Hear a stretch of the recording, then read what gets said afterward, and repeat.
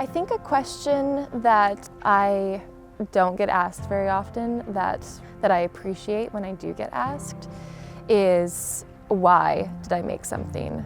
A lot of the times you get the question, how long did this take you to make? Or how did you make it? But to me, I really love talking about the why. Some pieces are different than others. Like some pieces I'll go into it with an external idea and I want to kind of reflect that into the piece, whether it's related to just like a thought or an interaction, whether it's with people or an interaction with nature. And then other times, just as I'm shaping a piece, I'll have an idea of why I'm gonna approach it this way. You know, I took a lot of material off of here because there was a really large crack that I didn't want to be exposed. Or I left this crack here because I wanted it to symbolize, you know, how just because something's cracked, it's not broken. It doesn't mean it's no longer useful. My name is Jackie Chapman. My business is Jak Natural Designs, and I'm a woodturner from Blue River, British Columbia.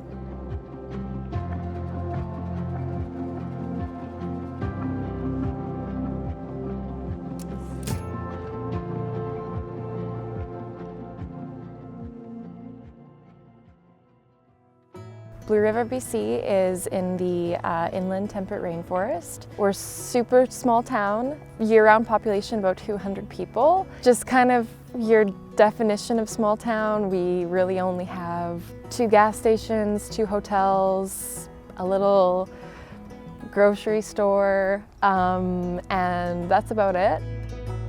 So whether you like it or not, you really have to cook for yourself. I originally moved to Blue River to work for the heli ski company, and then I decided to stay here. Snowfall is the reason why I moved to Blue River. So I'm a really avid skier snowboarder, something I've been doing my whole life. Something that is one of my greatest passions and something that's really carved my path in life. It's a really nice place to be for the outdoor aspect. Like you almost get this kind of like return to nature sense. Even just the lake behind me itself, there's lots of swimming, paddleboarding, go for a canoe or a rowboat, hiking. I really love gardening. There's a community garden. You know, dinners with friends, fires, barbecues, hanging out in the hammock reading. What got me started in the woodworking world was woodturning.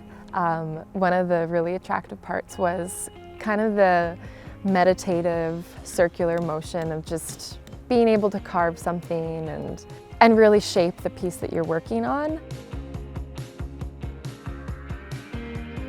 I love kind of taking wood turning and expanding on it. So if I can turn something and then use power carver and carve a little bit of detail or hand chisels, or if I'm using some burning techniques, I love being able to really just blend woodworking techniques. But I love the fact that wood turning it can be as abstract or as precise as you really want it to be.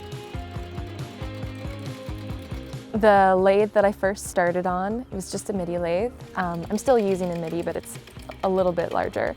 And it was in my boyfriend's woodworking shop, and it was kind of sitting in the corner collecting dust. It was a perfect opportunity for me to kind of jump on the lathe and really be able to make that my tool that I was going to try and perfect. They had been gifted the lathe by this older gentleman who had been turning his whole life and had a warehouse full of, you know, half-turned bowls drying. And it's kind of like it's really nice that certain crafts can be passed down from generation to generation. Like the gentleman who gifted the lathe, he didn't teach me, but he is a thought in my mind. Like, oh, this is, you know, part of him is the reason why I'm now turning.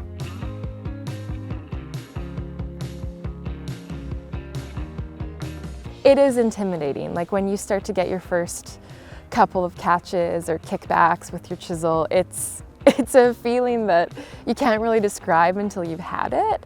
But I think one of the really fun parts about it is there's a point where you know, okay, I know if I hold my chisel like this, I'm gonna get a kickback. Or I know if I enter my cut right here instead of over here, it's gonna be problematic. So I think because it's so intimidating, it's that much more attractive to get better at it. This is my wood rack. This is kind of where I come to select a piece if I'm going to be working on a new project. I have like quite a different variety of pieces and then quite a few different sizes. So pretty much all of up here I'm going to have Blue River birch. This is all cut into kind of bud vase blanks, and then over here is some Okanagan maple. It's really beautiful. I don't know if you can really see much of the grains or the chatoyancy right now, but yeah, it's weathered maple. There's salvaged walnut. This is from a family member's farm in Salmon Arm, British Columbia. This is Blue River fir. I'm probably going to use this to do some sculpted with a power carver and then burnt and brushed. Fir is really good for that, especially if you can find like a wide grain fir. This is a little piece of cottonwood.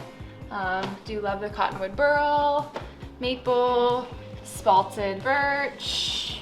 I've got lots of kind of really tiny pieces of fruitwood. And then this piece in particular is, I picked this up in the Home Depot parking lot. So I guess once you become a woodworker or wood turner, you kind of just end up seeing wood everywhere you go. So one man's trash is another woman's treasure.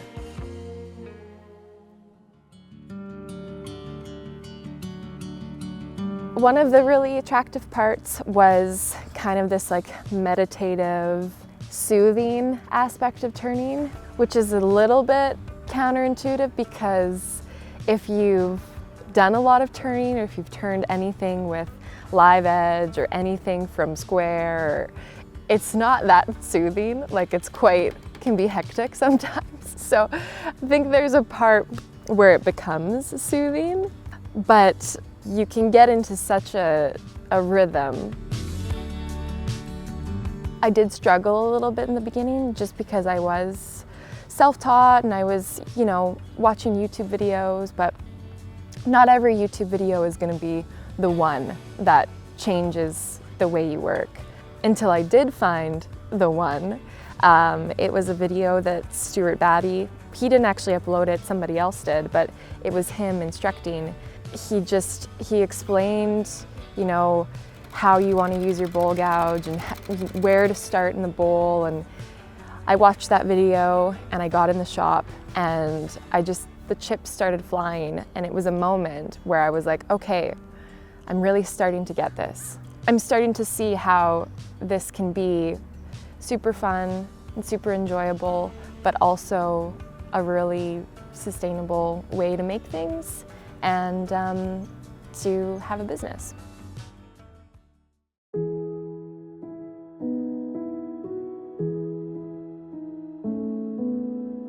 In that evolution of wood turning, you know, the first bowl I ever turned, and I actually still have it, I used the same chisel for that whole bowl, and I didn't sharpen it once.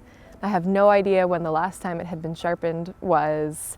I was wearing this like big rain poncho for some reason, which anybody who turns knows that's like a horrible idea. Like don't wear any loose clothes or so.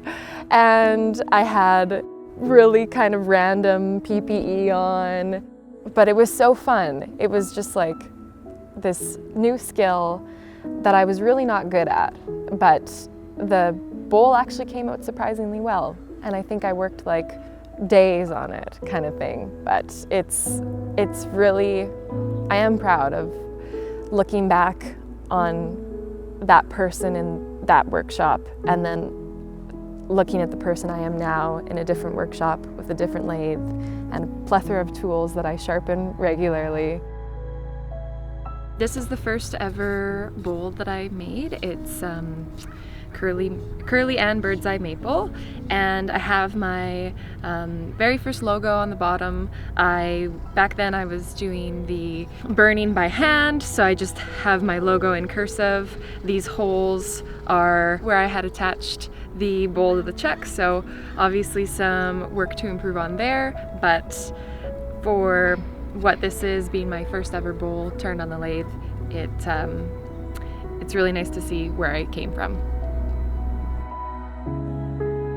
And now, compared to the very first bowl that I made, this is one of my newer pieces. So it's a combination of being turned on the lathe, being sculpted with the angle grinder, sanded, burnt, and then brushed. So this is definitely a direction that I'm going in. Speaking of evolution, my logo on the bottom is this brass coin with my business logo engraved.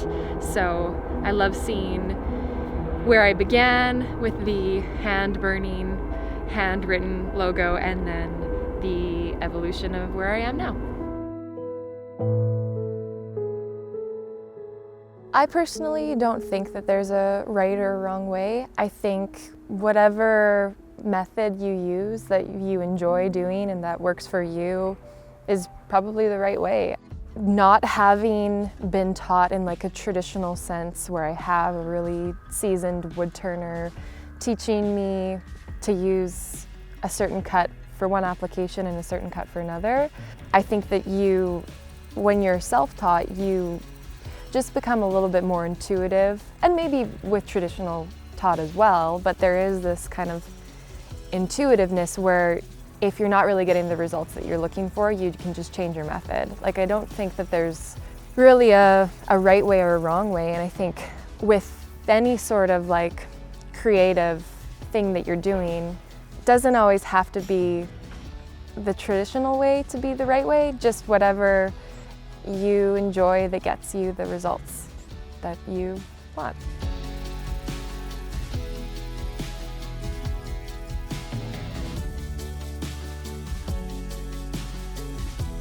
Yeah, so this is the technique that I would use for coring out a bowl. You kind of build up these ridges, and then instead of doing like a sweeping across cut, you would do a plunge cut or a coring cut. So essentially you're going to use your bowl gouge, which this is a 3/8 bowl gouge. Obviously, the bigger your bowl, the bigger the gouge you want, but this is the largest one I have. And then your gouge is going to rest on the grooves that you've made, essentially right here, and then your gouge is going to ride the bevel, so how the wood is connected to the bevel of the chisel. It's going to ride the bevel, and that's going to be the most stable cut to do, rather than having an unsupported cut and just like scraping across here. So yeah, always want to ride the bevel. Oh yeah, how did I do that? Hold on a second.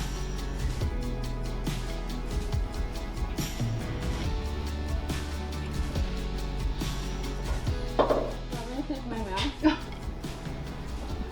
And I do have like a little bit of tear out on the end grain here, which when you're turning bowls, you will have end grain that you're going through twice in a rotation. But I'll core out kind of in the, most material removing method that I can, and then I'll naturally clean this up and get rid of any tear out.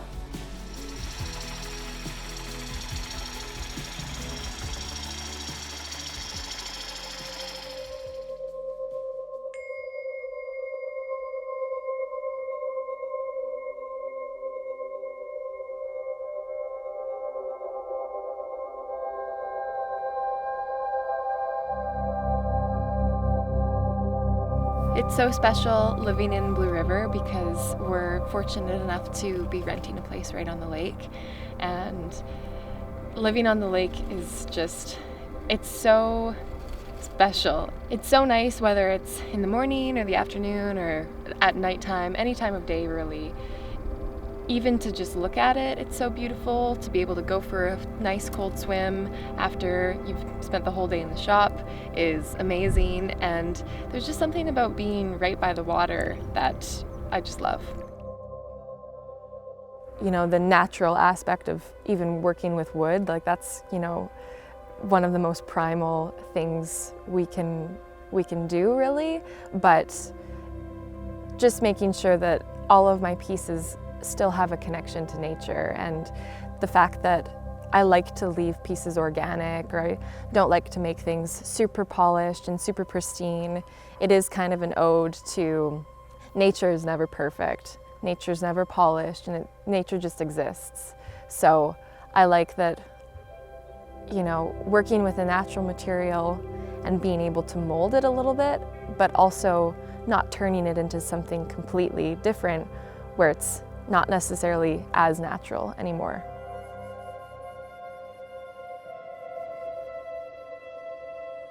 The name Jak Natural Designs came from when I was beginning my business. I really wanted something to represent that I was the maker, and I really hope that I can put some of my personality into my pieces and some of my personal touch, and that when somebody either purchases something from me or, you know, receives something as a gift from someone that I've made, I really hope that they can kind of see that I've been the person to make them something. So I knew that I wanted to have this really kind of individual, personalized touch on the business name. But the Jak in Jak Natural Designs comes from being named Jackie.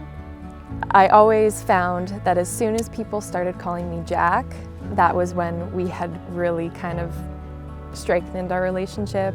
It's like as soon as someone gives you a nickname, you feel like you have this stronger bond. And then the spelling, J-A-K, is a little bit of an homage to my dad, because out of all the people who have called me Jack in my life, he's the only one who spelt it J-A-K. So I wanted to do, yeah, just have like a little bit more meaningful that not everybody would know about.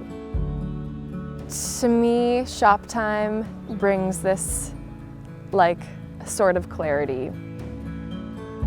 I crave that shop time when I have a lot going on in my head. I love being able to just go in the workshop, you turn on some music or you turn on a podcast, or you know, you kind of get in the zone and then you just start creating, and everything else really kind of falls away. And it also feels so good to make something with your hands that is tangible. There's just something about being in the shop, being in your own workspace, and creating a space that you really enjoy being in, and doing something that you really love, and everything else just falls away.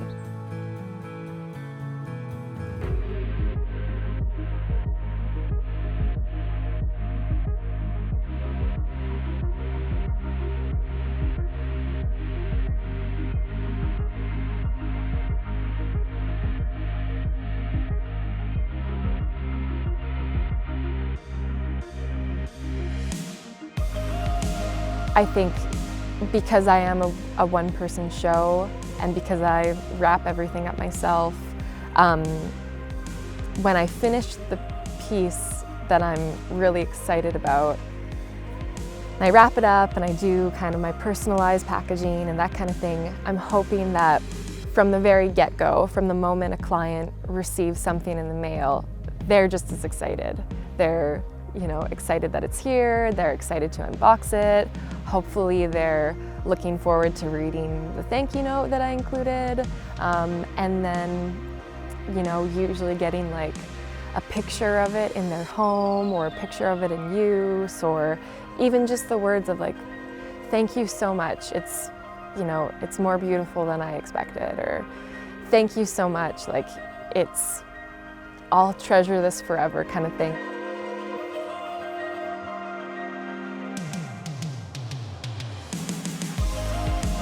Those pieces that hopefully will be heirlooms and hopefully passed down from generation to generation, whether I made it custom or whether they purchased it on the website.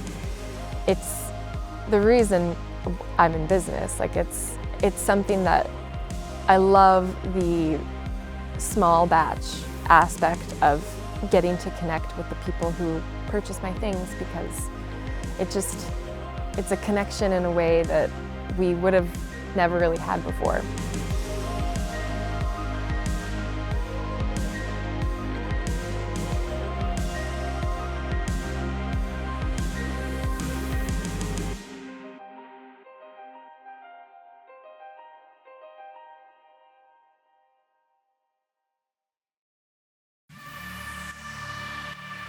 I'm really excited about the future of Jak Natural Designs. I think it's going to be going on a fairly similar path. I love the, kind of abstract sculptural work that I've been getting into. I love turning, and I'm looking forward to using turning in different ways.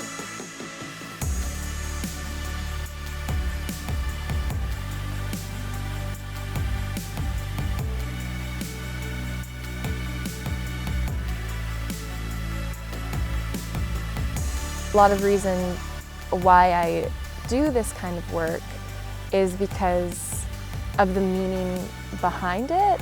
And it's not necessarily just because I enjoy working with wood, but it's because I enjoy working with nature. I enjoy working with my hands and getting dirty and dusty, and I enjoy, bringing nature inside the home. And when people tell me it reminds me of nature, it gives me a sense of serenity because it's a natural wood product. Those are the whys for me. And so it's a question that I really enjoy when I do get asked.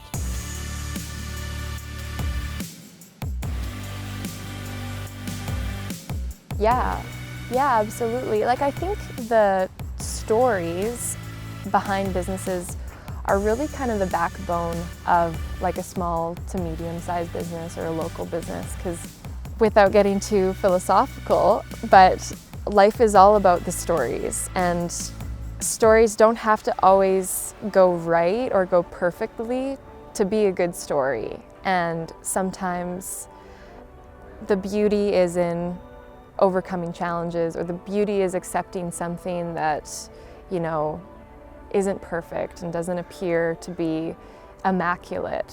And so I love connecting the story of the pieces that I make and with, the feelings that I'm feeling, and I can portray in those pieces, or where the wood came from, or just something that I want to express through my art.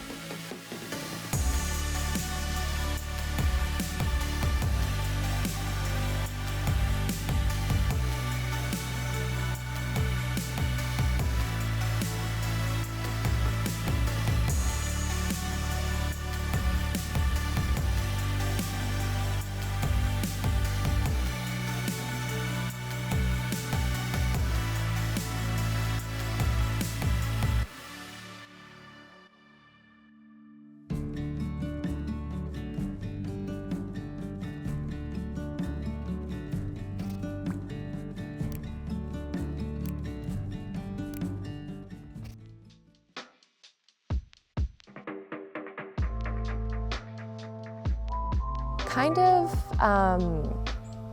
there's this discipline that